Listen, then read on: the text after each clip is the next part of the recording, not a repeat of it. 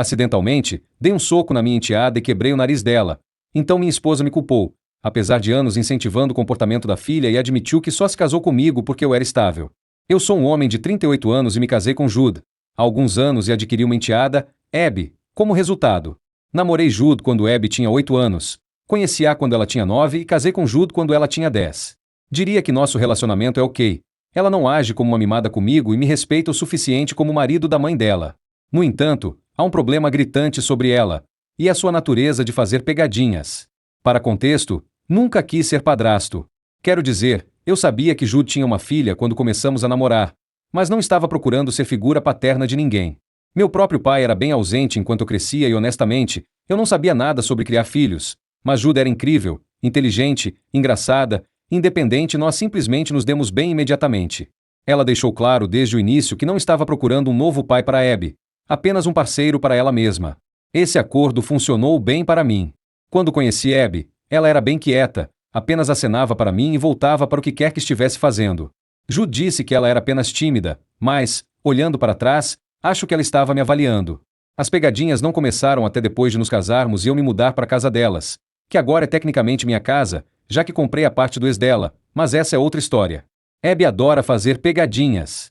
Não estou falando de piadas inofensivas, estou falando de esquemas elaborados que exigem planejamento sério. Alguns exemplos são ela esconder as chaves do meu carro com o que pareciam ser 100 duplicatas de chaves em uma caixa. Eu as encontrei rapidamente porque ela não percebeu que minhas chaves têm fita adesiva. Elas estão com fita porque o plástico quebrou e eu sou muito pão duro para comprar uma nova. Outra vez, ela se escondeu na geladeira, algo que ainda acho muito estranho, para assustar a primeira pessoa que a abrisse. Uma vez, ela substituiu todas as fotos da família pela casa por fotos de Nicolas Cage. Jude levou 3 dias para perceber. Ela colocou filme plástico na tampa do vaso sanitário no meio da noite, clássico, mas eu fui quem teve que limpar a bagunça às 3 horas da manhã. Ela adiantou todos os relógios da casa em 45 minutos, o que me fez chegar atrasado para uma reunião importante. Ela colocou o corante alimentício no chuveiro e eu tive que ir trabalhar com um tom ligeiramente azul na pele, que levou 3 dias para sair completamente. Houve dezenas dessas pegadinhas e, honestamente, eu só tenho aguentado. Por que diabos eu deveria fazer? Ela não é minha filha. Mencionei isso para Jude talvez 5 ou 6 vezes, mas ela apenas diz que é assim que Abby é. E que ela vai superar isso. E eu estou praticamente preso lidando com isso. Tentei conversar com Abby diretamente uma vez, disse a ela que algumas de suas pegadinhas estavam passando dos limites, mas ela apenas deu de ombros e disse que é só uma piada. E foi embora. Isso foi provavelmente há uns 8 meses e desisti depois disso. Devo mencionar que o pai biológico de Abby não está presente desde que ela tinha uns 4 ou 5 anos.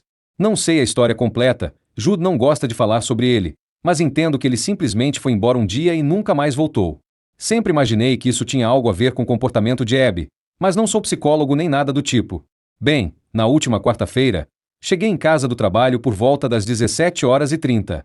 Parecia que eu era o único lá. Apenas meus sapatos estavam na porta e eu até chamei pelos nomes de Jude e Abby, mas não obtive resposta.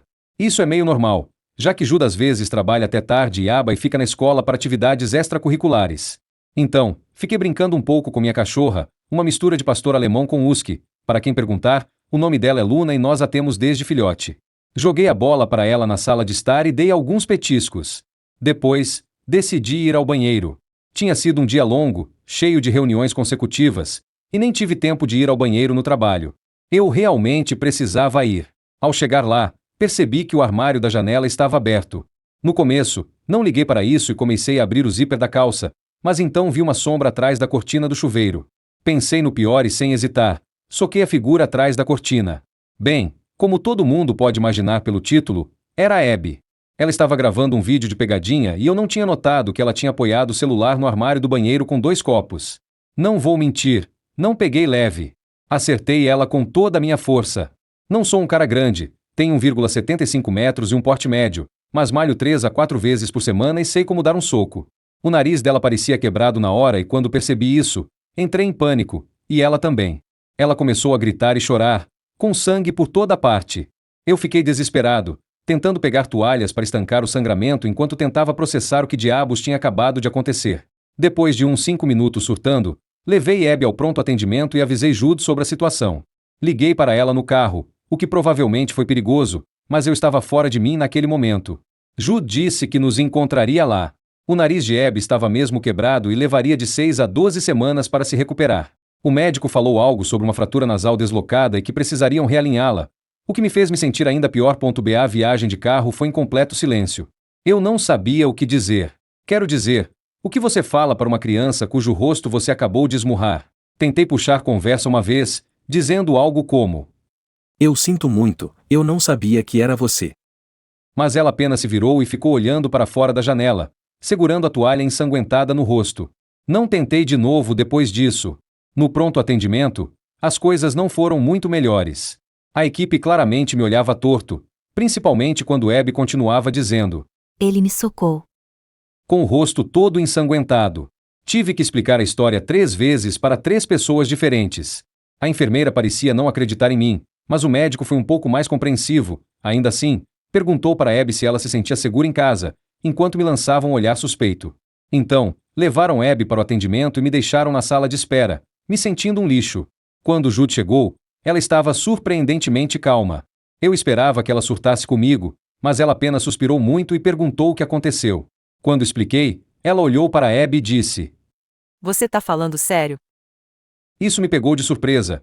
Tinha certeza de que ela ficaria furiosa comigo, mas em vez disso, apenas sentou e começou a preencher a papelada do seguro.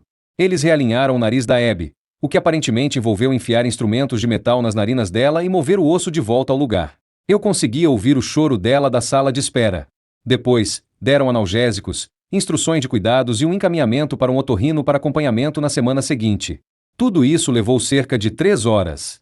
No caminho para casa, Jude dirigiu enquanto eu sentava no banco de trás com Abby, que ainda não falava comigo. Jude parou na farmácia para pegar a receita de Abby. Enquanto ela estava lá dentro, Abby finalmente falou comigo. Ela disse: Eu não pensei que você me bateria. E eu não sabia o que dizer para isso. Tipo, o que ela esperava que acontecesse quando se escondeu no banheiro e assustou alguém? Abby não fala comigo desde que chegamos em casa e quanto a Jude, ela acha que minha ação pode ter sido justificada, mas também acha que eu deveria ter abordado com mais cautela, o que ela se recusou a explicar. Tipo, que diabos isso significa? Como exatamente você aborda com cautela alguém escondido no seu banheiro quando você está prestes a urinar? Eu deveria anunciar minha presença a potenciais intrusos? Olá, ladrão, estou apenas entrando para usar meu próprio banheiro. Por favor, não me mate. Tentei conversar com Jude sobre isso na manhã seguinte, mas ela apenas disse: Preciso de tempo para processar isso. E saiu para o trabalho cedo. Quando ela voltou para casa, ela me disse que estava ficando com os avós dela por alguns dias porque supostamente, olhar para mim desencadeia a ansiedade dela ou algo assim. Perguntei se deveria me desculpar e Jude apenas deu de ombros e disse: Seria sincero? O que achei uma coisa meio merda de se dizer. Claro que sinto muito por ter quebrado o nariz dela, não sou um monstro, mas sinto muito por ter me defendido contra o que pensei ser um intruso. Não, honestamente, estou confuso sobre como devo me sentir. Por um lado, me sinto um completo idiota por ter quebrado o nariz de uma garota de 14 anos. Por outro lado, quem diabo se esconde no banheiro de alguém para pregar uma peça? Isso é estranho e invasivo, e filmar isso é ainda mais estranho. O que ela estava planejando fazer com esse vídeo? Postar online para estranhos rirem de mim usando o banheiro? Quanto mais penso nisso, mais perturbado fico com tudo isso. Jude também tem agido de forma estranha. Às vezes, ela parece irritada com Abby, às vezes, parece irritada comigo e às vezes apenas parece cansada de tudo. Não sei se devo me desculpar ou o quê. Então, fui errado em reagir da maneira que reagi? Eu deveria ter sabido de alguma forma que era ela escondida lá? Atualização. Bem, isso explodiu de vez. Fui dormir ontem à noite com uns 12 comentários e acordei com centenas de notificações. Tenho lido o máximo que posso, mas não há como responder a todos. Vamos abordar algumas coisas que as pessoas continuam perguntando. Primeiro, para todas as pessoas que dizem que sou um agressor ou que gosto de bater em crianças, nunca bati em Abby ou em qualquer criança antes deste incidente. Foi uma ação reflexiva a algo que percebi como uma ameaça. Se você nunca experimentou a adrenalina de pensar que há um intruso em sua casa, então você também não sabe como reagiria. Segundo, várias pessoas perguntaram por que Abby estava em casa quando eu achava que não havia ninguém. Aparentemente, ela tinha dito a Jude que ficaria depois da escola para o treino do clube de debate, mas foi cancelado no último minuto.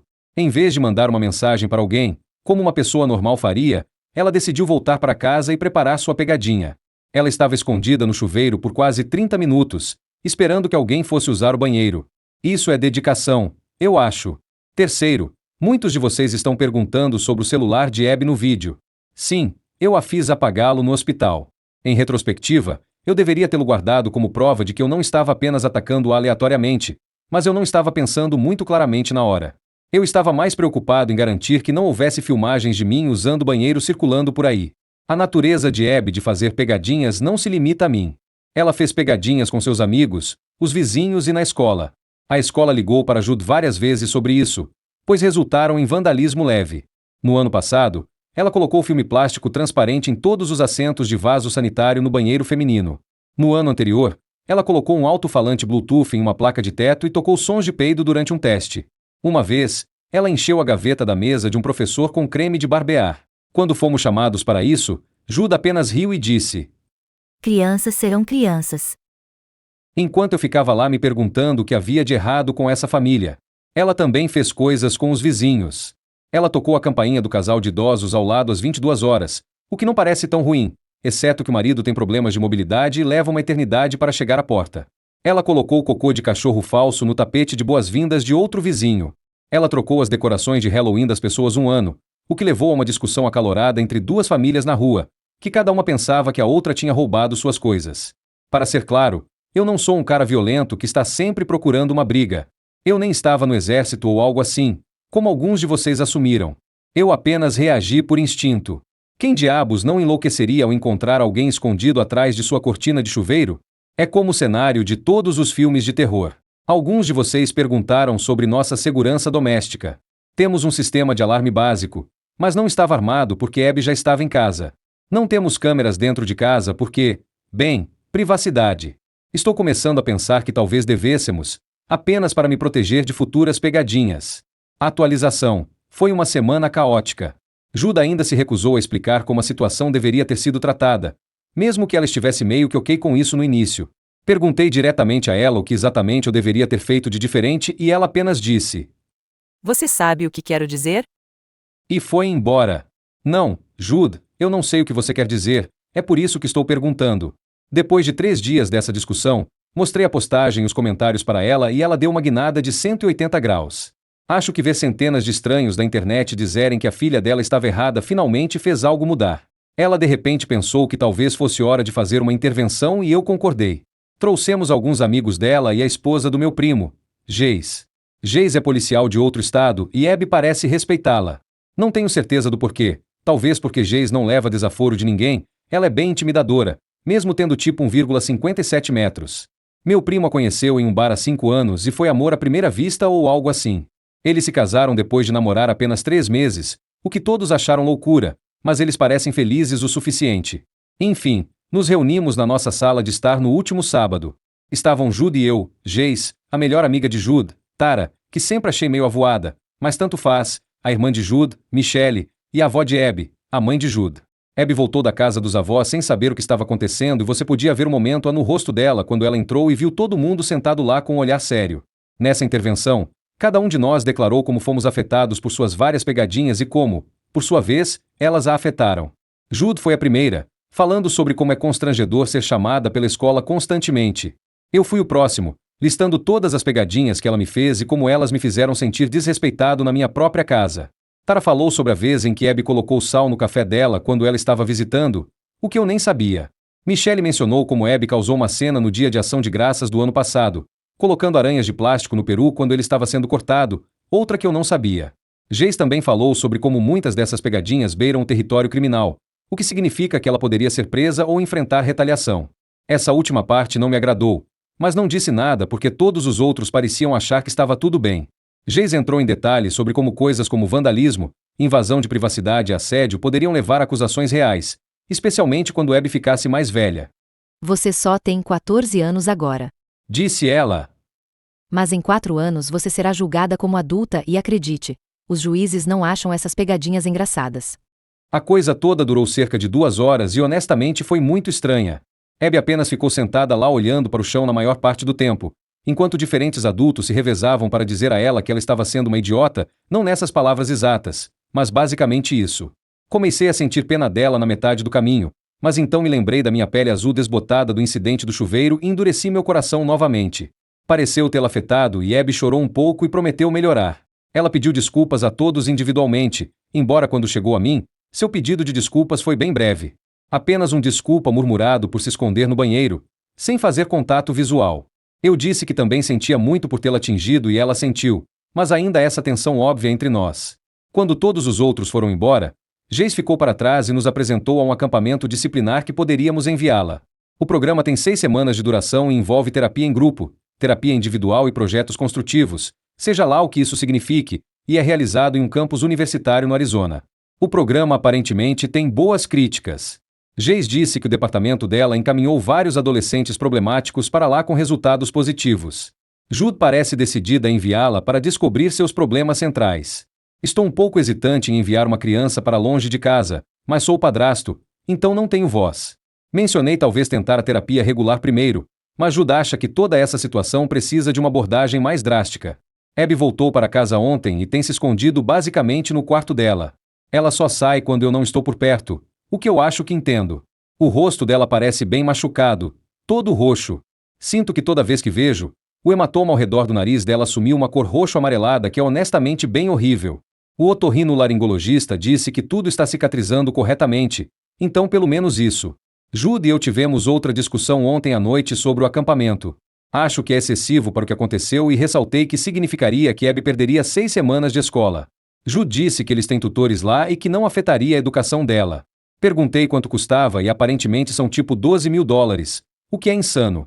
Perguntei quem estava pagando por isso e Jude disse: Nós estamos, obviamente.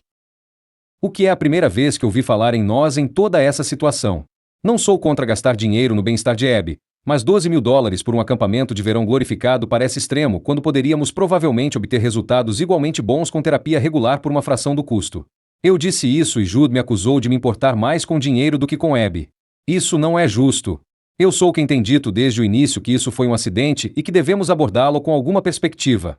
Editar. Ok, juro que Jude deve estar seguindo minhas postagens, porque agora ela está voltando atrás no que disse e está pensando em fazer o que eu e vocês, colegas reditores, sugerimos em primeiro lugar: terapia semanal.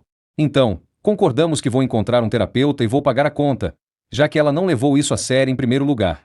Espero que isso funcione, porque estou realmente no meu limite aqui. Atualizarei novamente se algo significativo mudar. Por enquanto, estamos nesse limbo estranho em que Abby mal fala comigo. Jude está oscilando entre me culpar e culpar Abby, e eu estou apenas tentando manter a cabeça baixa e passar por cada dia. Obrigado por todos os conselhos e apoio, exceto para aqueles que me chamam de abusador, vocês podem ir se ferrar. Atualização 2. Não acredito que as pessoas ainda estejam interessadas nisso. Minha caixa de entrada tem sido uma bagunça por meses. Bem, já se passaram uns 7 meses e houve alguns desenvolvimentos. Vamos abordar mais algumas coisas antes de chegar lá. Até recentemente, ainda recebia mensagens diretas perguntando por que esse Brett ainda está na minha casa, porque sou amigo de Geis e porque chamei minha esposa de Jude nas minhas postagens. Eu estava bebendo quando fiz minha primeira postagem. Salvei um rascunho e voltei a ele depois de algumas horas de sobriedade, corrigindo vários erros gramaticais, mas alguns passaram despercebidos e simplesmente ficou assim. Eu estava planejando chamá-la de Jude. Não sou muito bom com tecnologia e não sabia como editar o nome de usuário depois de postar. Para aqueles que pedem mais detalhes sobre o que aconteceu imediatamente após o incidente, as primeiras semanas foram incrivelmente tensas. O rosto de Abby estava inchado e machucado por cerca de 10 dias. Ela não conseguia respirar direito pelo nariz e tinha que dormir sentada. Ela perdeu uma semana de escola e quando voltou, disse a todos que tinha caído da escada. Sei disso porque um dos professores ligou para verificar como ela estava e mencionou como acidentes acontecem em casa o tempo todo. Havia uma acusação subjacente no tom dela que me fez sentir mal novamente. Jude e eu mal nos falávamos. Fazíamos essa dança estranha um ao redor do outro na cozinha de manhã, murmurando com licença e desculpe enquanto tentávamos fazer café sem fazer contato visual. Dormíamos na mesma cama, mas de costas um para o outro. Era como morar com um colega de quarto com quem você está brigando, só que pior, porque deveríamos ser parceiros. Geis e eu não somos amigos. Ela é casada com meu primo, com quem tem um bom relacionamento, assim como com as 2 filhas deles e a filha de Geis. Geis tem um sério problema com limites. Ela é do tipo que acha que ser policial significa que precisa policiar a vida de todos. Só a convidamos porque Abby parece ouvi-la por algum motivo. Depois da intervenção, Geis continuou me mandando links para artigos sobre adolescentes problemáticos e delinquência juvenil. Eventualmente, tive que bloquear o número dela porque estava ficando muito irritante. Quanto ao motivo de Abby ainda estar morando comigo, Vocês precisam entender que eu, o padrasto dela, quebrei o nariz de Abby, minha enteada. Se a notícia se espalhasse, pareceria muito ruim. Eu seria visto como um abusador e talvez até fosse preso. Vários comentários apontaram isso, como eu deveria ter guardado aquele vídeo para minha própria segurança. Eu estava praticamente enlouquecendo naquele momento e minha esposa não pensou em nada disso, achando que eu deveria ter deixado isso para lá, até que mostrei a ela minha postagem original. Para ser honesto, eu queria que a intervenção que tivemos fosse menor, que não envolvesse os amigos dela, porque senti que eles não precisavam saber disso. Eu só queria que os avós dela e Geis aparecessem, mas fui convencido do contrário. Acho que Jude queria mais pessoas lá para diluir a tensão ou algo assim, ou talvez ela só quisesse testemunhas caso as coisas desandassem. De qualquer forma, foi desconfortável ter todas aquelas pessoas se metendo na nossa vida. Decidimos que enviaríamos Abby para terapia semanal. Estávamos sob o acordo de que eu encontraria e pagaria por isso e, se funcionasse, minha esposa me reembolsaria. Encontrar um terapeuta foi mais difícil do que eu esperava. Liguei para uns 8 lugares diferentes antes de encontrar alguém especializado em adolescência e com vagas. A maioria tinha listas de espera de mais de 2 meses, o que não funcionaria para nossa situação. A terapia funcionou. Abby melhorou muito. Ela percebeu o quanto de dano causou e está trabalhando para melhorar as coisas. As primeiras sessões, ela não falava sobre o que aconteceu, segundo Jude, que a levava, mas eventualmente ela se abriu e o terapeuta ajudou a entender por que suas pegadinhas eram problemáticas. Ela pediu desculpas profusamente, percebendo quão repugnante era sua pegadinha. Cerca de 1 mês após o início da terapia, ela veio diretamente a mim e me pediu desculpas sinceras. Ela disse que nunca considerou como suas pegadinhas faziam outras pessoas se sentirem e que estava apenas tentando ser engraçada como as pessoas que via online. Ela mencionou que seus amigos sempre riam de suas pegadinhas, então ela pensou que todos ririam. Eu disse a ela que há uma diferença entre pregar peças em seus amigos, que esperam esse tipo de comportamento de você, e pregar peças em membros da família, que só querem se sentir seguros e confortáveis em sua própria casa. Ela também excluiu sua conta do TikTok, afirmando que era de lá que ela tirava todas as ideias. Decidimos que compraríamos um novo smartphone para ela no aniversário dela, há 3 meses, pela melhora que ela mostrou. Tiramos todos os dispositivos inteligentes como punição. Acho que não mencionei isso antes. O novo telefone veio com controles parentais que limitam seu uso de mídia social. Ela reclamou no início, mas honestamente parece mais feliz sem a validação online constante.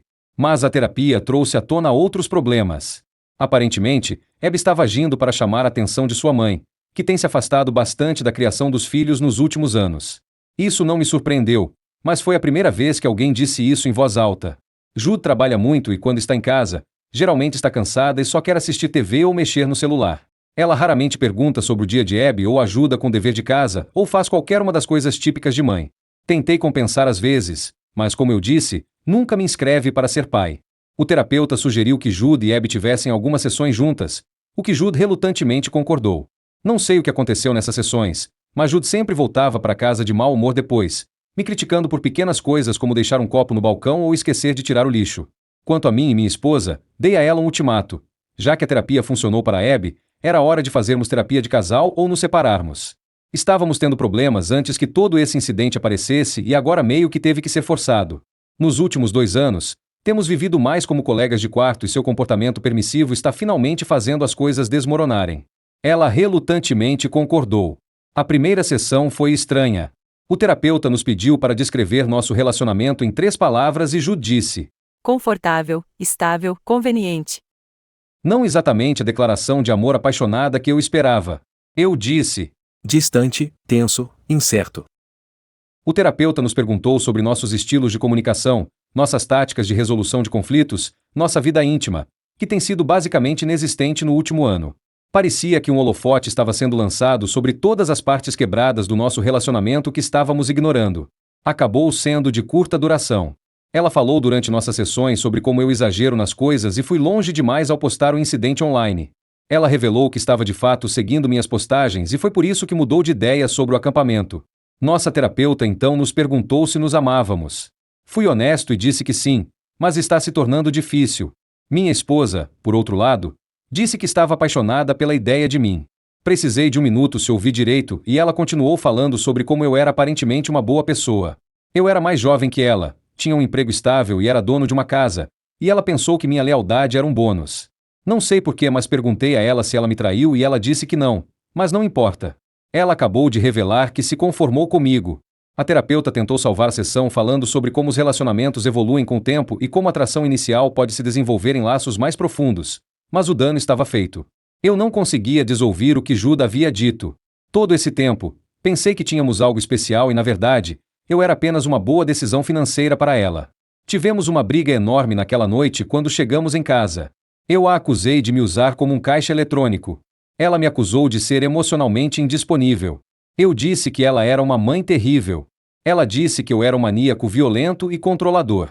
Dissemos muitas coisas que não podemos retirar. Dormi no sofá naquela noite e no dia seguinte, liguei para um advogado. Dei entrada no divórcio há alguns meses. Tínhamos um acordo pré-nupcial, então as coisas estão indo bem, além dela alegar erroneamente que algumas joias são dela, mas meu advogado parece achar que deve ser finalizado dentro de 1 a 2 meses. A joia em questão é um colar de pérolas que pertencia à minha avó. Dei para Jude no nosso primeiro aniversário, mas o acordo pré-nupcial afirma claramente que as heranças de família permanecem com a família original, independentemente dos presentes. Nem é particularmente valioso em termos de dinheiro, mas tem valor sentimental para mim. Então, minha esposa se mudou junto com Abby. Elas encontraram um apartamento do outro lado da cidade. É menor que a nossa casa, mas em um distrito escolar melhor, o que acho que é bom para Abby. Minha cachorra sente falta delas. Ela apenas se senta perto da porta esperando por horas para elas voltarem. Eu a levo para passeios extras agora, mas ela ainda parece muito triste. Às vezes, acho que ela me culpa por elas terem ido embora, o que é ridículo porque ela é uma cachorra e não entende de divórcio, mas a forma como ela olha para mim às vezes. Minha esposa não está feliz com o rumo das coisas. Ela tem me chamado de canalha sem espinha que não conseguia apenas tolerar como as coisas estavam e tem dito isso para todos que a ouvem, mas nos bastidores, ela tem culpado Abby pelo divórcio, alegando que foi o comportamento dela que o causou. Eu sei disso porque ela tem me ligado e enviado mensagens de texto semi-regularmente, principalmente mensagens bêbadas 2 horas da manhã, perguntando por que eu tive que arruinar tudo. E na semana passada, ela me ligou chorando, dizendo que sentia falta da nossa vida juntos e queria tentar de novo. Eu a lembrei que ela estava apaixonada pela ideia de mim, não por mim de verdade, e ela desligou. Abby está morando com os avós porque aparentemente a mãe dela não consegue lidar com ela agora. Depois que elas se mudaram para o apartamento, duraram cerca de 3 semanas antes de Jude mandar Abby para os pais dela. Ela disse que precisava de espaço e tempo para se estabelecer, seja lá o que isso signifique. Eu realmente gostava dos meus sogros. Eles eram pessoas muito boas e pediram desculpas pelas ações da filha e até se ofereceram para me reembolsar pelas sessões de terapia de Abby. Eles me disseram que iriam cuidar de Abby porque parece que a mãe dela finalmente perdeu a cabeça. Eles me convidaram para jantar no mês passado, o que foi estranho, mas legal. Abby cozinhou, o que me surpreendeu. Aparentemente, a avó dela tem ensinado ela. Ela fez lasanha e estava realmente muito boa. Depois do jantar, o avô dela me chamou de lado e me agradeceu por ter colocado Abby na terapia. Ele disse que tinha visto uma melhora notável em seu comportamento e atitude. Ela está se tornando a garota doce que costumava ser. Isso me fez sentir bem e triste ao mesmo tempo. Bem por ter ajudado de alguma forma. Triste por Abby ter se perdido por um tempo. Conversei com Abby antes de ir embora e garanti a ela que isso não era culpa dela. As chances são de que iríamos nos divorciar de qualquer maneira. Ela então me disse que não queria que eu fosse embora e que eu era a coisa mais próxima de um pai que ela já teve. Isso me surpreendeu. Eu nunca realmente me vi como uma figura paterna para Abby. Eu só fazia o mínimo. Fora isso, eu apenas pagava por eventos escolares, materiais e reservava algum tempo para ela. Mas deixei para ela decidir se queria passar um tempo comigo. Eu disse a ela que talvez quando ela completar 18 anos, possamos retomar de onde paramos, mas até então, não acho que possamos nos ver. A mãe dela definitivamente tentaria mantê-la longe de mim e, para ser honesto, eu também preciso de um tempo longe de Abby. Eu não mencionei essa última parte para ela, é claro, apenas disse que poderia ser complicado com o divórcio e tudo mais. Ela pareceu entender, mas pareceu desapontada. Ela me deu um abraço antes de eu ir embora, que foi o primeiro contato físico que tivemos desde o incidente. As coisas estão tão quietas em casa que às vezes é relaxante. Às vezes sinto falta do caos, mas na maioria das vezes fico feliz por ter um pouco de paz e sossego. Tem sido bom ter tempo para mim de novo. Então é isso. Eu nem me importo se minha esposa ler esta postagem. Posso atualizar novamente se algo importante acontecer, mas honestamente espero que nada aconteça. Só quero seguir em frente com minha vida. O divórcio deve ser finalizado no próximo mês e então eu posso realmente deixar este capítulo para trás. Então, acho que minha pergunta agora é: eu fiz a coisa certa aqui?